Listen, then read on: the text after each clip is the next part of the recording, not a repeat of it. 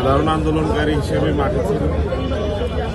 তাদের মধ্যে যারা পরবর্তীতে এই জুলাইকে বাঁচিয়ে রাখার জন্য সবচাইতে বেশি ভূমিকা রেখেছেন তিনি আমাদের শরীফ ওসমান হাদি ভাই।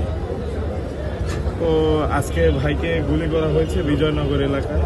তো আসলে ভাই বরাবরই যারা চাঁদাবাজ সন্ত্রাস তাদের বিরুদ্ধে ভোকাল ছিলেন,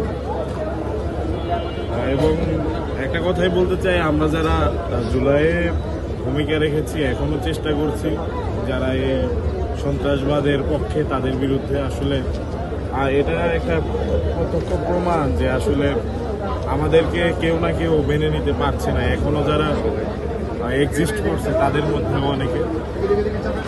তো আমি দেশবাসীর কাছে শরীফ ওসমান হাদি ভাইয়ের জন্য দোয়া চাই, হাদি ভাইকে যেন আল্লাহ তাআলা বাঁচিয়ে রাখেন, এবং জুলাইকে যারা ভালোবাসে তারা প্রত্যেকেই শরীফ ওসমান হাদিকে ভালোবাসে।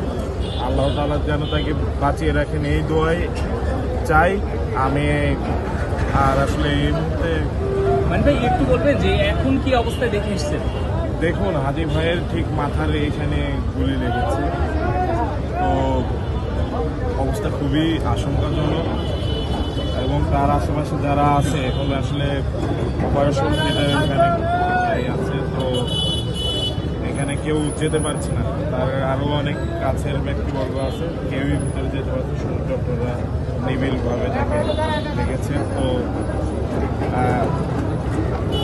আমার কাছে মনে হয় যে এই ঘটনা একটি দৃষ্টান্ত হয়ে থাকবে যে যারা চাঁদাবাজদের বিপক্ষে কথা বলে তাদের প্রত্যেকেরই জীবন এখন ঝুঁকিতে। যারা সন্ত্রাসবাদের বিপক্ষে বলে, যারা ফ্যাসিজম কায়েম করতে চায় তাদের বিপক্ষে বলে, প্রত্যেকের জীবন ঝুঁকিতে।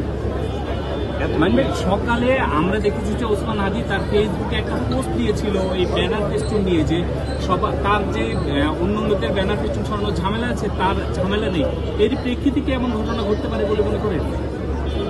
যে কোনো ঘটনাই ঘটতে পারে, এখানে তো সম্ভাব্য কারো দিকে আঙুল তোলা যাচ্ছে না। কারণ যারা তাকে হত্যা করতে চেয়েছে বা কিলার গ্রুপ দুইজন বাইক নিয়ে এসেছে, দুইজনের মাথায় হেলমেট ছিল এবং তাকে গুলি করেছে, এবং গুলিটা করেছে ঠিক মাথার এখানে।